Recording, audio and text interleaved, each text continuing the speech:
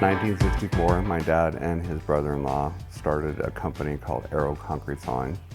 Concrete Sawing was a partnership between my father and his brother-in-law, Bob Lawless. Initially, he was a butcher for his cousin. My father's brother-in-law came to my dad and said, hey, would this be something that you could do part-time?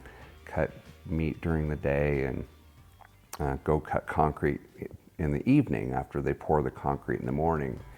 And that's how he got started. It was a part-time gig. And in 1971, my father just parted ways with Bob and started DeAndrea's Concrete Sawing. He sold his pride and joy, a boat. It was worth selling that and concentrating on his new business. In 1971, there was a huge demand for concrete cutting. And my father opened other divisions like concrete divisions and construction divisions, demolition divisions. Our motto is if we can't cut it, no one can. There's not very many properties that DeAndrea hasn't had their hands on at one time or another. I remember going out with my father when I was 5 years old and squeegeeing slurry with him. I'd sit on the saw on the gas tank and he'd make the saw go, and that was some of my fondest memories of my father was actually at work.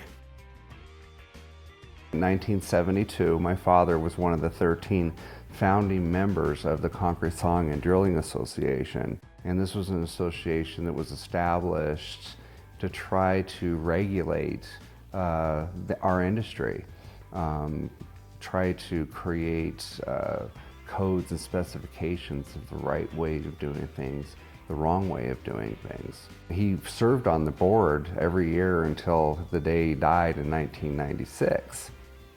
And as we continued to be a member of the CSDA, I was extremely busy in taking our company into the next millennium.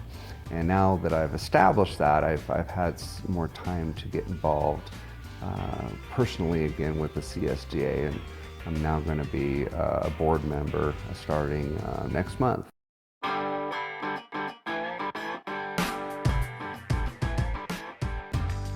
This project actually took place in 2010. I was approached by Adams County Water District. They had 40 days to remove the Dahlia Street Bridge that crossed over this canal.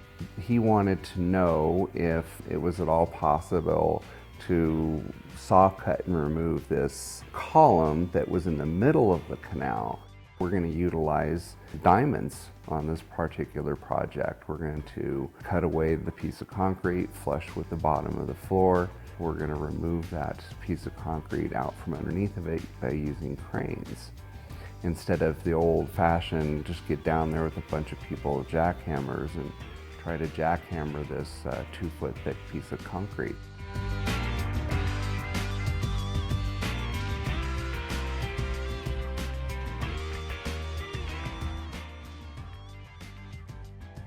It was my idea to take the concrete cutting industry and move it from old school where, if you work hard, you'll be successful, and move it into the new millennium, knowing that we need more technology and to become more efficient in the way that we do things.